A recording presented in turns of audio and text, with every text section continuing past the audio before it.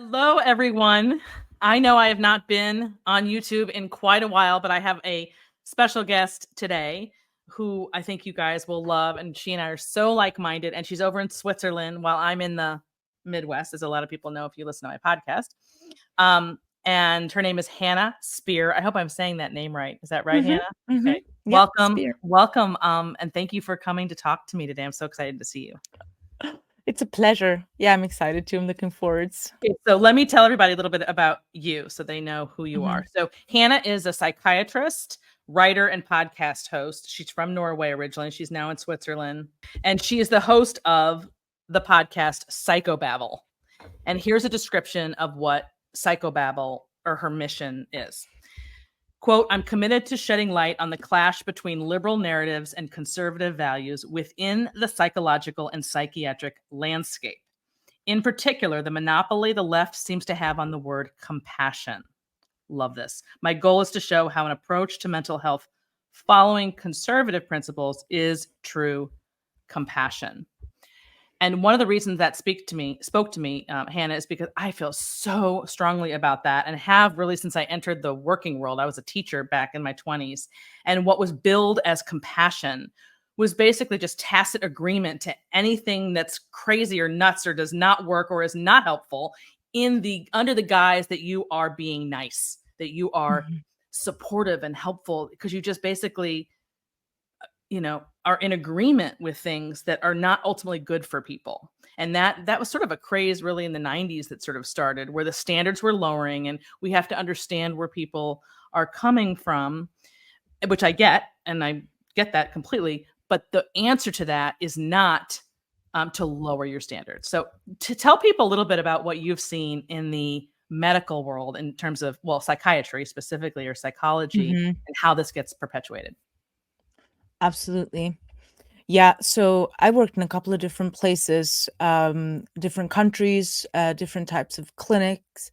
I worked for the longest time in a clinic that specialized in anxiety and depression. So I obviously saw a lot of women, because those are usually women are majority afflicted with anxiety and depression, and when you work in clinics like that, usually you have once a week, twice a week, these meetings with all your colleagues. So you sit in a circle with psychologists, with nurses who have special degrees, with other psychiatrists, and you talk about your patients. You sort of to get help, to offer advice, to talk things through, and it's meant to be quite helpful. And I found it gradually less helpful, because I found that they were so stuck in their liberal leanings, and that's Jonathan Haidt's talking about this a lot, that the psychological environment is so left leaning, and they Saturated, don't even yeah. really Mhm. absolutely the replication Mhm. crisis. Mhm. And I just saw that firsthand, and whenever I would offer something, for example, yes, acceptance is great. That's an example of that, right? That Mhm. this conservative compassion concept that I'm trying to build, that acceptance is great. But if someone comes to you, if you go to the dentist and you have a toothache, your dentist tells you you're fine the way you are, you're rightly going to be Right. peed off. Yeah. And I felt that was happening in psychiatry. They were coming and they were told, the problem is that you have to accept the way accept yourself the way you are. And like you said before, the problem is that you have too high expectations of yourself. Mhm. And I saw that led to people being stuck in therapy Yes. for much longer than they needed to. Yeah. So So take that was that what exact started it. yeah, that explains why we're so like-minded, because my whole history in the education system in schools, take exactly what you said and picture a room full of teachers and educators, and the exact same process occurred, where I would jump in with something. Well, this is fine, but we have to keep the standards high to make them understand that they are capable, that you're Mhm. capable no matter what your background is. And theirs was to lower the standard, because you can't really help it because your background was such that you just kind of basically you might as well tell them they're screwed because of their background. So I completely disagreed.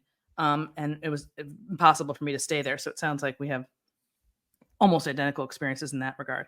Okay, so we're talking today about the mental load, which is all over social media, with pretty much, I'd say, would you say 20 and 30 somethings? I mean, it's a millennial and Gen Z kind of thing, or is it more Gen Z maybe? Yeah, it's from 20 to 30, even some women in their 40s okay, are making these videos and talking about mental load. Yeah. So let's talk about what this mental load is. I have a little printout here. It's very easy to just basically Google. This isn't something that's requires scientific study. I mean, it's kind of basic. You can just Google it in and get this very funny description of it, in my opinion. And then after that, we're going to show some examples from some of the young people who are doing these TikToks. So the mental load of motherhood refers to the large amount of mental responsibilities that mothers often take on in parenting. It's often described as taxing and draining and can include the managerial load, such as planning, organizing, scheduling, delegating, and supervising. The cognitive load, making decisions, keeping mental to-do lists, and anticipating needs. And the emotional load, which is worry. And then they give some examples of the mental load: grocery shopping, signing permission slips, packing bags, making lunches. I'm going to tell you why I'm laughing in a minute, although you probably know why. Flossing and brushing teeth, keeping track of the family calendar, choosing a car seat. I mean, it just goes on. So that's what mental load has been described as. And the first thing I thought of, isn't that just parenting? That's why I'm laughing. And more specifically, isn't that motherhood for most women? And we're going to get into why it affects mother, because I agree that it absolutely affects women much more so than men. But let's start by looking. Well, if you want, do you want to add anything before we show some samples? No, I thought that was great. Yeah, that was great. Okay, so that's the mental load of motherhood. Okay, and I don't want to make fun of it, really, because it is a thing. But we're gonna get into the weeds of this. But let's start with showing some examples of some women talking about this. Have you ever wondered why moms are so tired? It's not because they need a nap. It's because all day, every day, they have a running to-do list in their head. Are we almost out of diapers?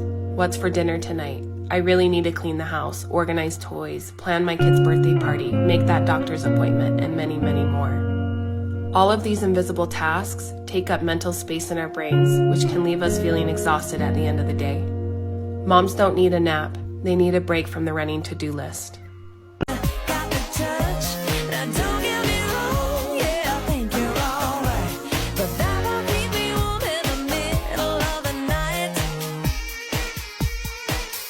Don't impress me much.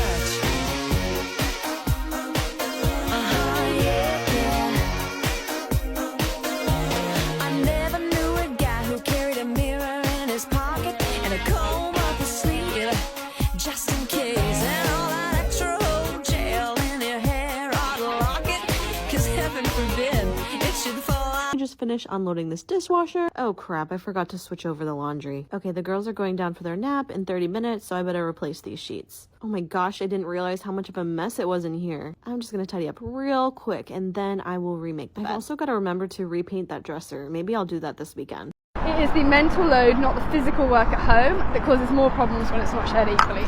I'm Rachel, I'm a Harvard researcher and I've spoken to over 500 people about how they share the load at home.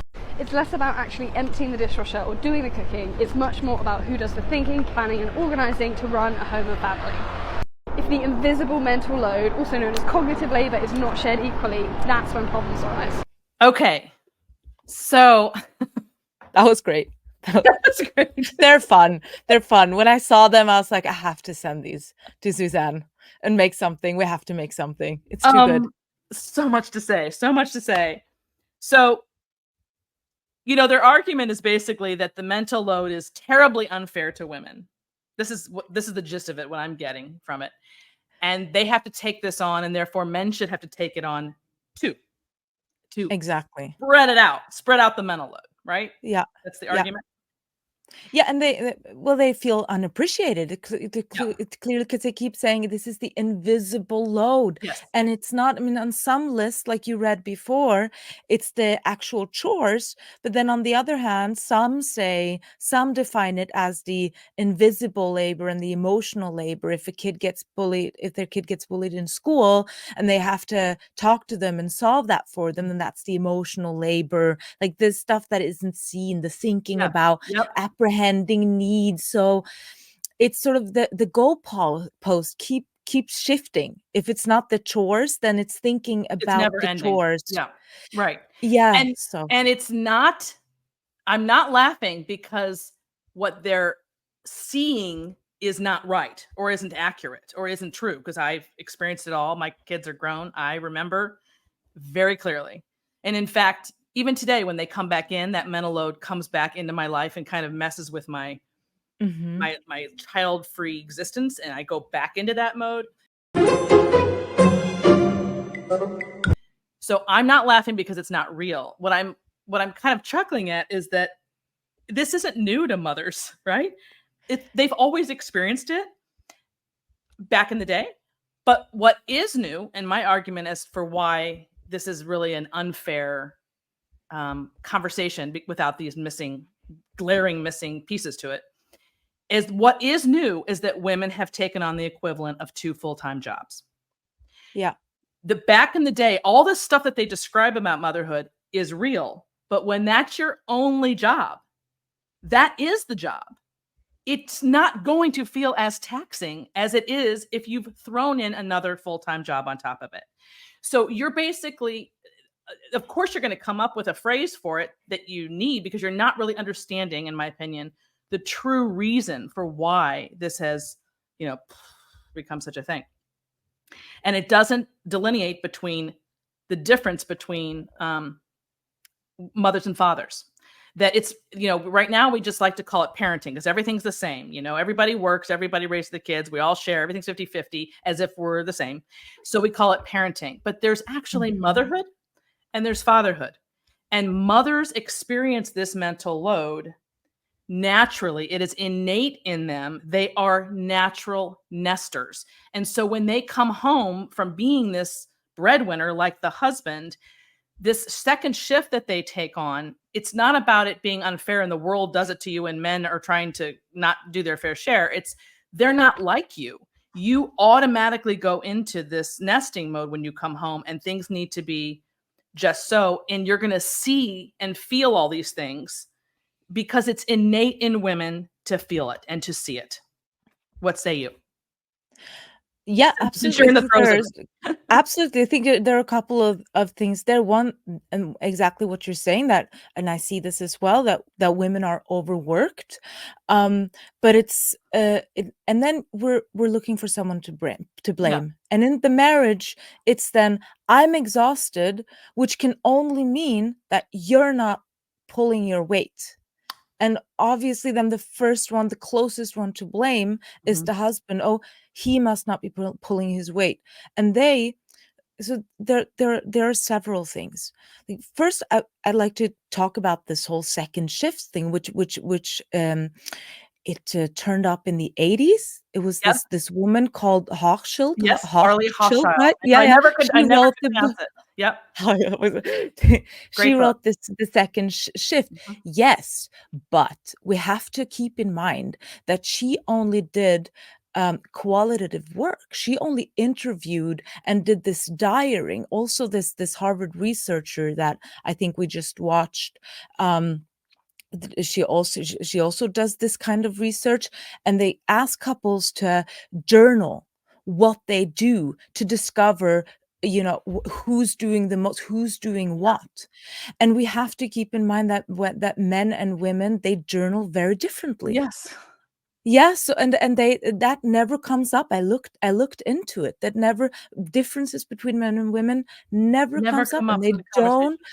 they don't talk about that women are more neurotic and more agreeable than men. They don't take into account the worries that the men might be carrying around, and how they don't want to express those emotions because it makes them feel less than. Yeah, and They and it makes the woman feel less secure, and they know that if he's not. Yes. Yes, yep, yeah. So There's so much to this. they'll only tell us that when we've nudged and nagged and nudged and there's a huge blow up, and he'll be like, I'll tell you what, I think about this and I can't sleep because of financial worries, and why don't you ever think about that? And we'll be like, yeah, okay. So I see this with the women who I've had in the clinic.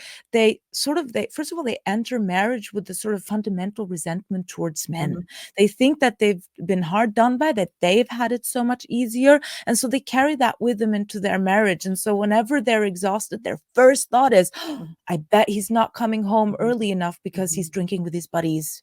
Well, he's so hungry, he can't wait to get home. Like, there's this, she's always thinking, not giving him the benefit Yes, of right. the Well, doubt. they've been groomed to think that way about men, so it's in you. It's like you can't even Absolutely. get it out.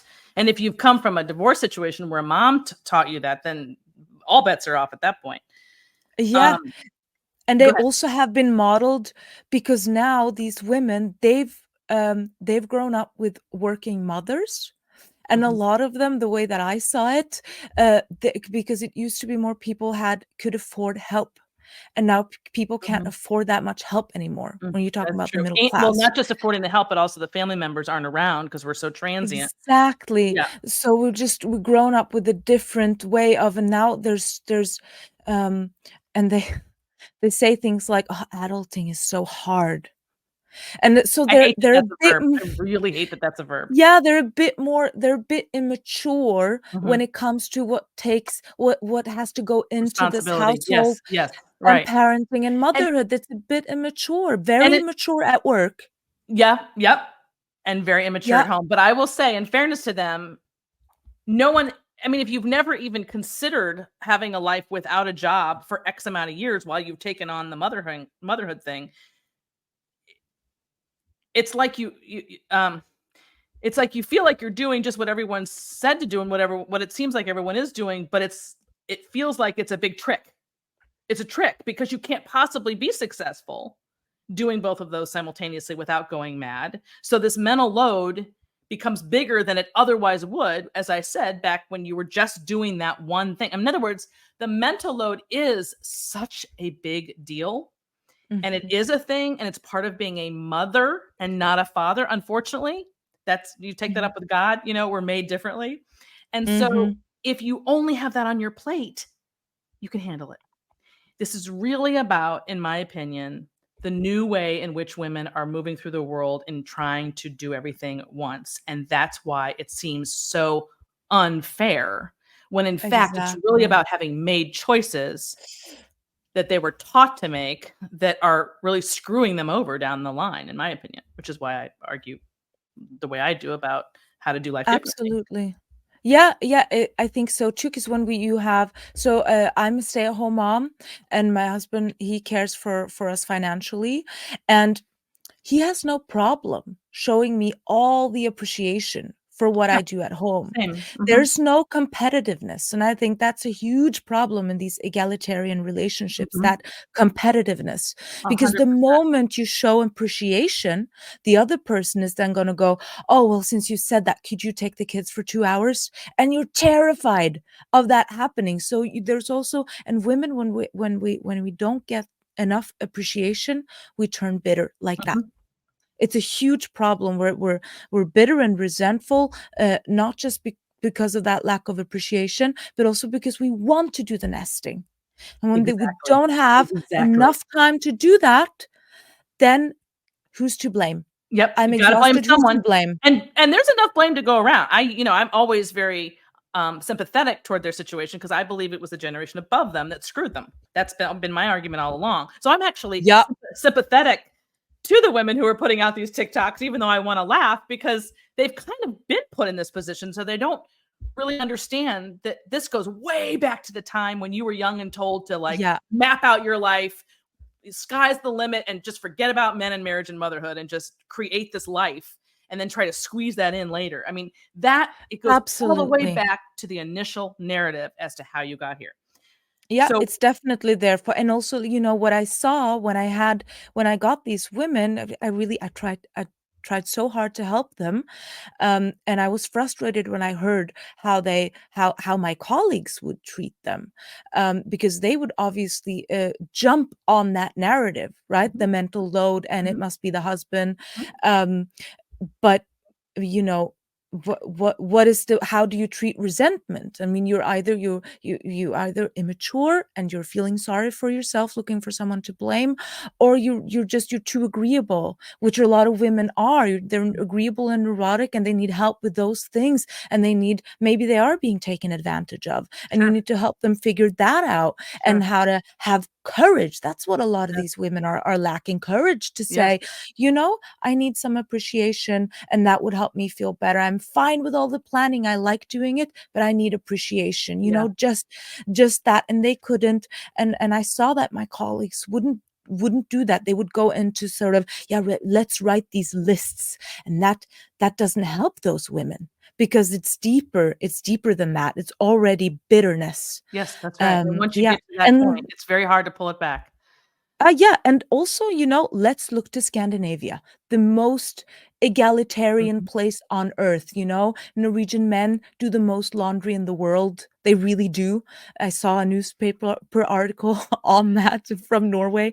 And they really have numbers on how hard Norwegian fathers work, and Norwegian women are not doing better than they are in the US. No. I think they're actually doing slightly worse.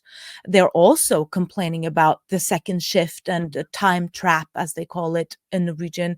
I was treating women up there, same thing. So even when you remove as much of the mental load as you can, it doesn't treat the women. So then what's the problem?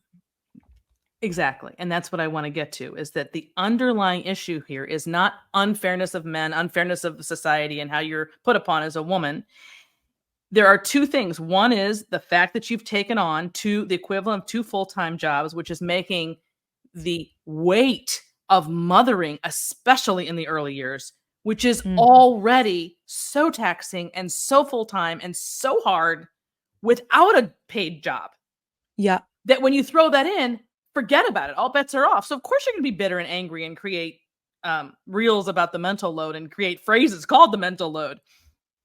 So that's one thing, is understanding that it's how you're choosing to live that's making this so hard. It's not that the world's against you. That's number one. And the second thing is understanding the differences between women and men, and that men do not feel pulled biologically in the same way women do to take on all of the other aspects of mothering or parenting, let's say, that are unseen, this invisible stuff. Okay. So men are linear. They do one job. They're very single focused, which makes them really great at tasks and completion of tasks. But they do tend to, this, I'm generalizing, of course, they do tend to be very tunnel vision. And when they come home, or let's forget about before they come home, they're not taking on all the other mental things about what's going on at home while they're at work, as a general rule, unless it's mayhem at home, I guess. And if they haven't, if the lifestyle has created such that they are always pulled between work and home, which is happening to a lot of men, but left because to of ADHD, behavioral disorders. Okay, that and the lifestyle of trying to be 2 working parents doing both of these things, which changes the whole setup and the whole dynamic. Yeah, it doesn't allow you to focus as a man at your job. Because you're constantly being pulled. Now, prior to being pulled in that way, left to their own devices, they're going to be very single focused on their job. They're not going to be thinking about the baby and what's happening with the baby at home in the same way that a woman is. But we're pretending that women can go do this after having a baby as though they are like a man. And of course they're not. They're constantly being pulled mentally. And that's the mental load. It's there in them in a way that it is not for men. So what are you going to do about that? Who are you going to take up with that? I mean, how are you going to fix that? It's in you. It's not societal. It's innate. Yes. And we also have to take pride in that work. I see that too. When my husband says, oh no, I don't know if we can come to dinner, you have to check with Hannah. She's in charge of that. She's on top of that. Then I feel proud, That is a part That's your of my department. role, you know, Mhm. he's, you know, and I see how other women don't. They don't take pride in the duties that they have at home. That's sort of like Because the, it's you been know, they so feel denigrated. exactly, It's been so denigrated. exactly. What are you doing there? They You're not making don't have money. the What use are value. you? Yeah, no value. Exactly. But like what so when my husband, I don't know what we need, I don't know what we have, you know that. I feel proud. So there's also that uh, you know, that integrity. Yes, and Yeah. that's the irony of, feminism and all of the last 40 years is that women used to have that. They had that respect. They Yeah. had that admiration. They owned that prowess, right, on the home front. It was Mhm. something to honor, and both sexes, as a rule, did. And isn't that funny that we complained and wanted to change it so that women had more value, and now they have less? As Yeah. far as what they do on the home front, that is. As far Yeah, as but some women did. Some, and were very were terrified of being excluded from the in group. So once some sort of, let's call them queen bees, moved in that direction, Yep, we're like, oh, this is what we have to do to be this is what we're doing now. And we're very, so that will be the trick. How are we going to get out that's of right. this? How are we going to get that integrity back, and you know, the being proud of motherhood again, making that the central element of femininity, because they've taken that away. You can be feminine without having the whole motherhood thing. Well, I think that, you know, to get that special consideration you're owed as a woman, you have to put your focus into the unit you form with your children, that only you can form. And when you do that, you're worthy of that special consideration It's that's given as a woman. It's a lonely battle, Hannah, isn't it? It's a lonely battle. I mean, Yeah. there's a lot of us out there, but you have to find them and get them out front and center a lot because, of course, the women who are doing the heavy lifting are too busy doing the heavy lifting to get on Mm. to get on YouTube and or to care enough to worry about how the world is going with it. So it's Exactly. Sensible women are yeah, I know. busy doing sensible I know. things. Okay, so I have I some don't know what questions. we're doing, Suzanne. You know, Like, I this don't know is either. I don't know. I nothing question all the time. I'm sensible. like, what the hell am I doing? Okay, I have some questions for you because you're the psychiatrist, not me. So let's get into the medical part here. How have you experienced? What do you think the mental load? Women argue that it causes burnout and depression. Do you agree with that? No, I think what causes burnout and depression is that they are working towards a goal that's over here, while their their subconscious goal is over here, and they suddenly look up and like, I'm in the wrong place. I'm going in the wrong direction, and then they are too far away on that path to change course. And we know that. I know you've talked about, you know, them coming to you realizing, how am I going to change everything? And I Everything. also have more people, more women my age coming to me now and saying, yeah, you know, I did have that conversation with my husband about maybe how would it be if I stayed home with the kids, you know, and so terrified to even voice that. So they only do it to me, Same. obviously, Yeah. Yeah. in private, and then their husband have not been on board with that. I know. They say It's like, no terrible. way, Eh, that is something that they can't have that responsibility. That's too much. They're also the men are also focused on status and what they can afford with having two salaries. They want to continue mhm, having their vacations and their mhm, two cars mhm. and all that. So so that has surprised me lately, because I thought it was all on the women, but we don't only lack traditional mothers, we also lack Yes. trad dads. Yeah, that's a good point. And they have been raised with working Yes. mothers, Yes. have no Definitely. appreciation of what Goes household on. tasks. Yep. Yeah, they don't know, and they say, "Well, you know, we can just outsource it." Yeah. And imagine you have a husband who says that, "Well, we can, you know, that's if he doesn't even give it the value it deserves, how can we expect that of women?" Which is why I feel like the only way for real change to happen on top of people parenting their daughters and sons differently, that's a big piece of this Mm, about the future and how to map out a future, but also, um, getting them young before they get into that boat. Because you're right. You just described perfectly my typical client. By the time Mm. she's with me, she is the breadwinner, or at least an equal, if not higher. And I mean, the misery and you talk about this depression that they think is on the mental load. It's not the mental load. It's that you're not, exactly like you said, you're not doing what you really want to be doing, which is, I don't Yeah. want to work for X amount of years. I don't want to. Yeah. I want to be with my baby exclusively for this time.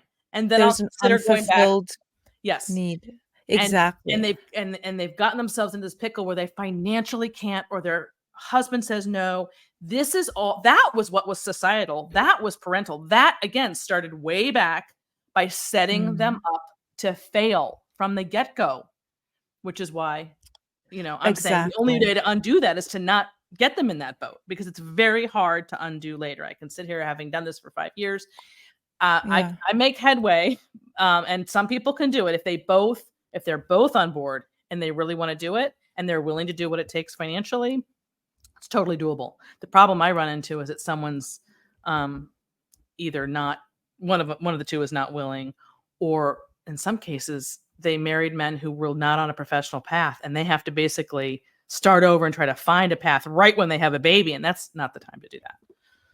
No, that's very difficult, and it's difficult for these women who they don't know that they have to choose a mate based on which life they want to lead. They focus on the wrong things when they choose a mate, and then you're already in trouble. 100%. Then you're already in That's trouble. it. That's it. And yeah, and these have a lot of so one of these things that opened my eyes about this women's needs, and that was this woman in her 30s, 2 kids, and she was working very, very middle class. I was working then in the district, so not, this class of white liberal women, who are, this is all based on. And she came with burnout, anxieties. It's usually mixed up, jumbled. You don't just have one. You usually, at the time we come to psychiatrists, you usually have 1, 2, 3 of these things, depressive symptoms and anxieties, and then your family doctor is usually the one who says, this looks like a burnout, and then they sort of slap that label on it and send them to us. And she was having sleep problems, and really she was suffering. So I gave her a sick leave for a month, and I said, you go home and you rest and you sleep, and once you've slept, you're rested, then we can start psychotherapy. Because if you're sleep deprived, you Nothing can't do happens. any work. Can't do anything. No. And she got better really fast. And she had that. Then there's status now in having mental disorders. I know. So there's that. They would rather be on sick leave with a mental disorder label than say, just say, I need to rest, or I don't want to work, or whatever. exactly. And she would then hide her improvement from me in fear that I would say, okay, then let's get you slowly back Wow. to work. Wow. Yeah, but That's how deeply it was rooted visible. it is, that you can't. And meanwhile, the most natural thing in the world for any woman who's given birth is to stay with that baby. It's the most natural thing in the world. To think that we have to defend and explain. Yeah. But in the animal kingdom, it's just a given. I tried. I went back after 7 months. 7. When my first child was 7 months, I tried it, because I was a feminist before, hardcore, from Norway. You never told me Equal that. right. I didn't know. Fall into equality. I even had a huge fight with my husband about how much maternity I should take. He remembers this vividly. Wow. And so I was like, it's not fair that I have to slow my career progression. I wanted to be head of a psychiatric department by the time I was 31. That was my goal. That had always been my goal. And, I was on the way to that, no problem. And then, why should I sacrifice any of that? And we ended up, okay, I would take 7 months and then go back, and it just everything changed, and no one had told me, Suzanne, no one had told me that that would happen, that change, and I was miserable. I couldn't focus, nothing mattered anymore. I was in the hospital bathroom crying, looking at pictures of my baby. Now stop right there. And Stop. I'm gonna same. stop you right there. I didn't know that. That's awesome that you have that background story. Actually, I didn't know that. But now picture the average father saying any of that. The average father wouldn't have said anything like that upon returning to work, because his desire to provide in this space where mom Yeah. has the baby and nursing and he feels sort of like useless. What can I do? I can provide. So he goes into Mhm. hyper providing mode. It emboldens Exactly. him. Exactly. It does Yeah, the yeah, my exact husband has had a opposite. career progression. It was like that Yeah. career just put on a jetpack Yes. and just flew. He And was and he those are yeah. the natural reactions to having a Mhm. baby that our society wants to Exactly. extricate out of us and pretend like they're not there. And then you're experiencing them anyway because they're innate. And then you're like, what the hell? What do I Yeah. do now? That was crazy, and the women at work, you know, everyone was about they're supporting young mothers, supporting you working mothers. They would offer just unsolicited Unsolicited. encouragement. Just, you Of know, course. you can do it. And I Of was like, I course. didn't, you know, Of course. you know, And and they would be, oh, you have to go home. I was like, go, go, go. They would be terribly encouraging, just so that I wouldn't realize, you know, they'd offer job sharing. Oh, you can step 50%. And I they'll was do like, this is anything not to how get it's you to supposed to stay. be. Yeah. And then This was that, I was just gonna say, even moms who drop their babies off at daycare and they're crying and they cannot, because they're not supposed to, because their body is telling them, no, no, no, this isn't right. mhm. They go to their friends or their coworkers and they said, oh, it's fine. The baby will be fine. It just takes some time. You just basically encouraging this ripping apart from your baby after you just had him or her. And by I just, I think mean anything in the first year. it's a pathological It culture is. that It is is. such a terrible that you have, that we are so eager to sacrifice our children. Mm, That is the eager. only way you can look at it like And that. for Put what? them in For something what? that is For what? akin to an orphanage Mhm, for 8 to 9 hours a mhm. day, and then, when you see that there's a natural struggle, there's like a team of people, like, they Yeah. just Come did that in. naturally. Yes. Yeah, yeah, to just Yes. sort of, make a to just separate us. Yep. And she and I had the biggest realization was when so I was working at an internal medicine ward at that time when she was in the daycare, and it was really difficult for me, very, very difficult work. And I'd finally, after months, she'd been there for months, and I'd struggled for months, and finally I had one day where I did everything perfectly. Everything was, you know, something been working on. It was perfect, and I got all the compliments, you know, pats on the back, everything. And I went to pick her up, and the daycare person, what's it called? The daycare A worker. woman, Mhm. she told me, "Oh, you know, Eliana, she always smells so good." And it was just like, I got this feeling, and it was just like, "Oh my god, that's so amazing." And it was that feeling that I should have gotten Mhm. when I got everything right at work after months of Mhm. having worked at it.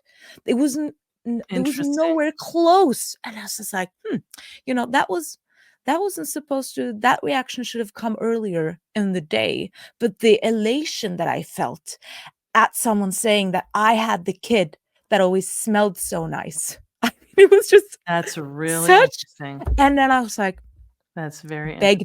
begged my husband to That's support us. interesting because normally, I mean, in the ideal world, both people agree on this whole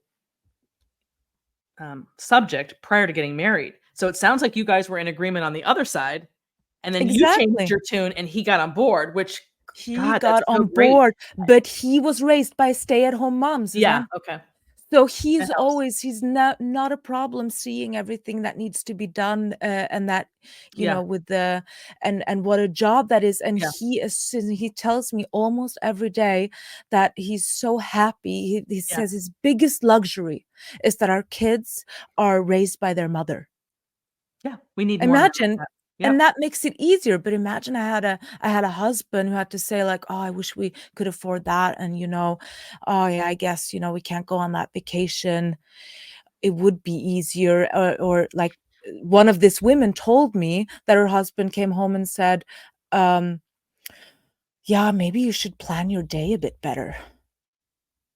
And it's just, yeah, then you Clueless. don't Totally know clueless. what it's like Totally to clueless. be a stay-at-home mom, that you're always interrupted and that you're always but someone who's been in that situation as a child, they know how it goes. So the trad dads Yeah, are missing. I feel like the world needs to see. So you just described my husband basically, but for different reasons. He didn't have a stay-at-home mom. They got divorced. She had to go back to the work not back. She had to go to work, and then she wished she never had. And he suffered from that, and so therefore he wanted something different. So you can come away Mhm. from two different households with the same conclusion though, right? And so we need to hear more from those men. I mean, you don't ever hear from men on this subject because first of all, they're not even allowed to have an opinion about it. They're terrified. They're I mean, cowed. they're cowed. And so I just think about like if the world, if we saw on a daily basis people like my husband and yours on that end, what that would be like for other men. And just it's like they're out there, but you just don't hear from them. No, you don't. He always says he sees the jealousy in his friends' eyes when he talks about how his day is, that he comes home, everything is done, he can, relax and just be with the kids in the way that he wants to be with the kids. It's the other husbands, they have to sit and fold laundry on the couch in the evening. They don't have time together. And when he tells his friends that, I mean, they can't believe him. It's funny because I think there's a misguided. I remember we had a millennial family member here, and I don't know, something happened at the little party we were giving, and I was, I had cooked for it or something, and my husband hadn't, and she jumped to the conclusion that he doesn't do anything on the home front. Let's just I don't remember the details, but that was the gist of it. And we kind of laughed because that's not how it's been for us at all. He's very, very involved on the home front and many of those tasks, and really always has been to the best that he could have been outside of his job. Obviously, I did the bulk of it because I was home. There's this assumption that you either split everything 50-50 or you're trad dad, trad mom, and it's completely and totally divided, and there's never any overlap. And that's not the way it is in most homes I know where the moms are home. There is overlap, but the overlap is much easier to have and still enjoy time together because one person is primarily responsible for it, as opposed to this constant tit for tat. I'll do this, you do this. Absolutely. That's the There difference. is less to do when you do it, but you also earn less, right? So you get less money, but correct. there's also less Yes. to do. But more time. You've More given up the time money, but you have the time, and you can go out on the weekends with your husband and get a babysitter without even flinching because you've been with your baby all week. So they're not deprived of anything. So I can go out and spend time with my husband and keep that relationship going. Without, if you're constantly gone, then you have to sacrifice that because you don't want to be away from your baby because you haven't seen him all week. Exactly. Yeah, it just goes. It's just this. But you see, I think we have to use the example of how Scandinavian women are doing more, right? Because that is really, they have shorter work weeks. They have really 50-50, as much as you could do 50-50. If you get up at 4 from a meeting and say, I have to go pick up my child in the daycare, that's just fine. And 3 other dads are going to do the same at that moment. So that's sort of that's how it is. People are much more relaxed. They have a lot of after school activities, and women are, like, last year, 22% of Norwegian women, they went to the GP with psychological symptoms. 22%. That is a serious percentage. That may not sound like a lot to people. That is a crap ton of people. And they are also talking about burnout. They're complaining about they don't have enough time, and no one is saying anything about, maybe this is there really are about. consequences to doing this, ripping women from their nesting and their nurturing. I mean, we're natural planners because we're higher in neuroticism. So it's obvious we have to plan for danger. So thinking about, oh, what do we need in the car for that trip? We need, 2 different devices, and we need 5 different types of snacks in case they get bored of the first snack. And they, but the dad, And the he husband's didn't brain is plan on, like that. no. His is on, No, well, because go ahead. he can stand if the kids cry for an hour in the car. He doesn't really care. It doesn't bug him the way it bugs us. So we plan for that. And he's like, yeah, why do you need all those snacks? Okay, they cry. Fine, we'll stop at a gas station. They're just more capable of dealing with it, whatever When it dangers happens. come. Exactly, because they're not so high in negative emotions. So we're also expecting something of them that is completely unrealistic, and we nag them and nag Yep. them, and that change never happens. And even when it does, like, think of this. So you have, on one hand, you have the list of the chores that some say is the mental load. Then you have other women who say, no, it's the invisible task. The problem is that he comes to ask you, what can I do? How dare he come and ask me, what can I do? He should just know it. So that's the other complaint of the mental load. That's so And insane. then, That's ridiculous. right? That's Well, assuming, what can I again, that we're do? interchangeable and that he's going to think like you.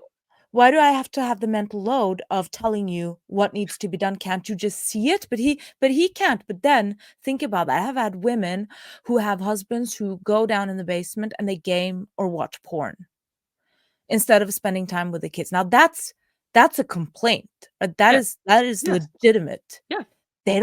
They don't talk about mental load. Who? The men? Those women who Oh, have the women husbands who who would go down in the basement and game after work instead of helping them with kids, or instead of going to spend time with the kids. So you have a lot of husbands now who just continue gaming when they become fathers, like they used to do when they were single. So I've had that too, but those women, they won't complain about mental load because they have this actual problem. So that's why I'm saying mental load is the symptom of that resentment. Yes. Oh, That 100%. why do I have to work? 100% it is. And so, But okay, they won't the have whole to. point of doing this video is to, I mean, when I was getting ready for this, I literally didn't find anything online that fought against the concept of mental load. It was all pro mental load. So I'm like, am I going to be the first person who gets on here on YouTube and actually talks the truth about this conversation? I don't know, but I just thought it was funny. I couldn't find anything that fought against it, and not so much fought against it, but shone a light on the glaring missing pieces of this conversation that changed the whole thing.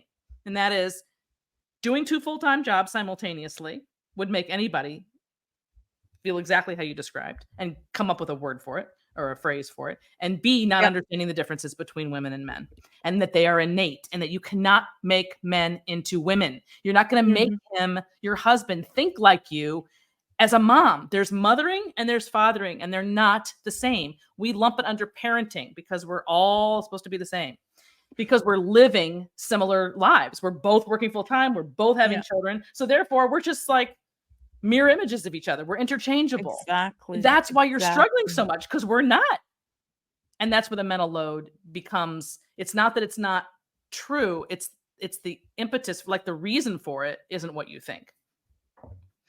And I think what I see most in coaching is that women are really, when we've touched upon this, most women want to feel feminine.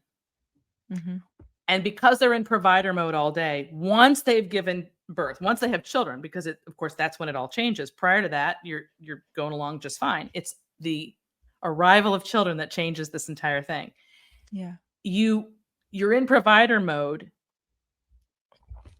and you come home and you can't relax because you're feminine and you're going to go into that nesting space. The man comes home, he's capable of turning it off. And actually he needs to for 30 minutes. Like, it's really important for men to be able to just not be like bombarded the moment they walk in. They need 30 minutes. Women, I mean, they'd like it, but they tend to go right into work mode again on the home front. And so they're mad because the man isn't doing that, but he needs the 30 minutes. Then he can kind of get up and go again, or he should be able to. But they're not overcome by the things that are going on at home in the way women are. So this idea that we're going to be able to move through the world after children in the same way is this false belief that we can is the reason why you're struggling.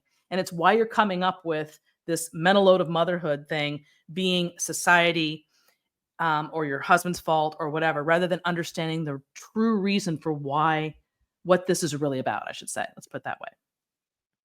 Yeah. Yes, that was well concluded. So in the end, to me, because I think it's impossible for most women, well, what I was going to say is the only real way to get rid of this is for women, if they're going to be working full time, when they come home, they need to basically be like men and be able to compartmentalize and relax and tune out. And my argument is they're not going to be able to. Like 99.9% of women are not. That would be the answer, but they're not going to be able to. So then the only conclusion is if you're not able to do that, is to cut back or out of the workforce during that time period that is so taxing at home with littles. There is no other solution to this problem. You will not make men into women, and you will not be able to turn it off at home. You're fighting against your natural biological proclivity. And it just isn't going to work. Absolutely. Yeah, it's a real challenge. We have to, but we have to also, I think, paint a different picture of what it used to mean to be a traditional mother. Definitely. I think there's also a problem to say, okay, well, I can just quit my job and be at home. Then I would be, because then moms say I wouldn't be challenged enough. Right? I need to have my own identity. I need to this and that. And it didn't used to be that women would just sort of wouldn't that has nothing to do with anything motherhood. That's to really the no. your choice to be Women used to challenged. be busy, Yes, and women used to be active in local government. They used to Absolutely. be on the school board. They used to be very involved in the community in different ways. They used to have And in interruptible politics. work. Very involved in Yeah, politics. exactly. But They there- used to so this type of stuff like we're doing, podcasting, writing, Yeah. that's exactly the Yep. stuff that women used to do, and then this in a sort of modern Yep. setting. Yes. So it's Yeah, that's I just like not this true whole that trad being wife at home- movement.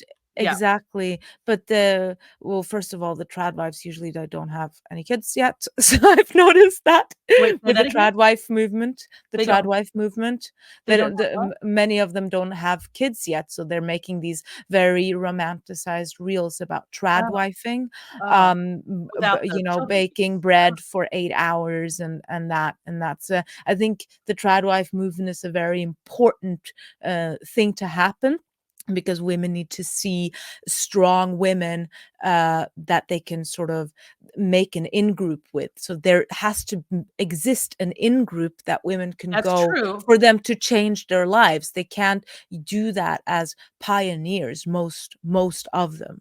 There That's needs to be true. already a group where people are living that life, where there is a community, that they would have support in their views and not be outsiders, outliers. Yeah. Agreed. I thought the trad wife movement, when I think of it, I associate it with the having a lot of children and living off the land kind of thing. Is that sort of an Oh, offshoot? yeah, there's this homesteading, Yeah. but there's also the trad wife of just being Just being a they're wife? making just making videos of how Yeah. I'm supporting my husband, how I'm submitting my husband. A Yeah. lot of it has a religious connotation, and Yeah. I think it's great. I think that's exactly what needs to happen. We need to have something to weigh on the other side. It gets just a lot of criticism. It's easy to criticize. There's these young women who don't have kids yet, a lot of them who are this is how I'm making cookies in the shape of my husband's favorite car. And it's super sweet, and it gets a lot of but it's just like, come child number 3, you're not going to be making those cookies anymore, and your husband's going to say no. And I'm not sure a lot of people would relate to that lifestyle of without the kid piece. I think that makes a big difference. I support it and I think it's fine, but I don't think a lot of people would want I think Yeah. this whole thing is too wrapped up in the kid thing, in mothering, that I can't even separate or get my head around. Would people get married and not work for a long time? In other words, do women want that? Like, I think, in other words, what I'm saying is I feel like they want an answer more to how to be married with kids and not have this mental load of motherhood on my plate than they would be curious about how to be married without kids and be home. Does that make sense? Yeah. Yeah, I think we would never, I would never argue for not educating women. And so I think this trad wife Do they movement do that was just too? about going back. Yeah. Yes, they marry very young and just it's really they focus very much on this Christian submission to the Oh, yeah. husband, and that, fine, fine. And I also submit to my husband. Um, but I don't think we have to go back. I think we should continue to educate women because that's very important also for the success of the Of course. children and the society as a whole. But there's this whole 10, sometimes 15 years in between finishing a degree and starting a family and the egalitarian hell that they create from themselves. Mhm. So and a lot of it is that women are being pushed into these degrees, into these jobs that they can't just pause I know. because then No, they'll fall right. out. Right. So a lot of it is, so I'm teaching Eliana to look at things and not, oh, my mom's a doctor. So I'm trying to show her that that's just going to take too much time. That takes 12 years Yeah. and then some. You want to look in a different direction and you want to secure a mate Mhm. when within this window. Like I'm already telling her these things because How that old is is, she? I was pushed. Yeah. Um, How old is she? and then she's 6. Yeah, great. It's never too early. Never too early. I Never mean, too early. really, this whole conversation really does start with parenting. I believe that. It's all Yeah, in how exactly. you're I just parenting. saw the statistics that parents are like only 10% of parents are putting a focus on getting married. And the rest are put when they're messaging their kids, they're focusing on financial independence and career, Yep. not just, So a good education. my next video is on that exact thing, is not doing it Mm. that way. Doing it the way I did it, and I assume you're doing it, and the person that I'm gonna be talking to, the way she does it, she and her husband do it, and it's a whole different way to raise kids. So I'm excited about that conversation. But yeah, I think that's Very that's important. step one to this whole conversation. Yeah, at least then you get and you have the opportunity to Mhm. say, okay, I'm Oh, there's stepping another back from way. we used Yeah. to be, teachers and yeah. So that's important, but we're very far away, and I'm worried about this even the conversation within the conservative space about women Mhm. is just about the fulfillment of women's desires That's and right. not even there our children's needs being fulfilled. It's just women against men. Whichever space I move into, it's the same argument, women against men. And I'm just like, no, it's not worth anything if you That's why don't I put. hate labeling this conservative in any way, because I truly don't believe that this is about right, left, conservative, liberal. I think that's all gone out the window. To me, this is a fight between common sense and practicality, and Mhm. not being afraid to be countercultural and teach what works Yeah. as opposed to Yeah. what the cool kids are doing and what what Hollywood says, Exactly. and what because Yeah. even conservatives will jump on board with that, because as you said earlier, everybody wants Yeah. to be part of a group. And if you Yeah. stand out and say these things, even if they're right, you lose friends, and people don't Exactly. like that. I was happy last year to see at the WYLS summit that Alex Clark, she was Yeah. very brave and Very. said, she stood up against she actually mentioned daycare, Yep. and just the reaction she got, it was just Yeah. it It was a just got great event. quiet.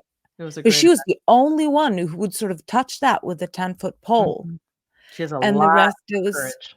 yeah, and that just the audience that did not like that. It was very clear. So I don't know, I didn't listen to this year's. If there was anything, I mean, you were there and Erica Komisar also. Yeah. Wasn't she there? Did she Yeah, also yeah, speak she up did. against Yeah. daycare? She did. I was all positive there. I mean, it's very hard to be in not hard, hard to find a group like that, because it's so different from everything you hear and see in social media and on TV and in the news that it's almost like it's a little subculture. But there's a silent majority there. And I know that if there was more of that, which is what worries me about this election coming up, we're not going there in America. But the more exposure there is to that kind of thing, that event exposed, then people would feel freer to say what they really feel. There is a big, huge silent majority. And I kind of feel like that's kind of what I've always done, is I've always felt like the spokesperson for the, silent majority, because that's the number one thing I get when I hear from people is, you say what I think, but I never say out loud. Like that's the one thread that I get. So it's a battle. It's a battle. It is. Yeah. But I and love I'm the work trying to you're fight doing. against the therapists who are also, Yeah. who isn't going to a therapist, who isn't, Yeah. and they're sitting there, they're not monitored, they're not challenged. They are, I would think it would be a great thing to have to record every session I on know. video, Yeah, that would be. so that you'd have to be liable Yeah. to what you say. Oh, you have so much time, to a woman who's Oh. 36. Dude, and I've sat there and listened to that. You're like, oh yeah, divorce is sometimes it's better to have a divorce than to have the kids listen to, they sit and say things like that. And like, so It's funny because you were in I that. could talk about that. I know, and I could talk about that same thing, but in the school environment. So those are the two areas, psychology and schools, that have a hold on people, because if the people in the schools and the medical professionals are espousing the same thing they hear in the culture, where the hell are they going to hear the kind of stuff that you and I are saying right now? Which is why we're No, doing they're what we're not. doing. Yeah. Which Yeah, let's exactly. bring it back to what you do so everybody can know where to find you. Psychobabble. I love the title. I love the title. I know you had it a different title at first, and then you changed it to Psychobabble, which is so great. Yeah, we did sort of one somebody like season you. of what should I tell my daughter? What should I Yeah. tell my daughter? We really focused Yeah. on that. Yeah. And then then I started doing it alone, and I changed it to because I was already writing under the Psychobabble brand, the publication on Substack.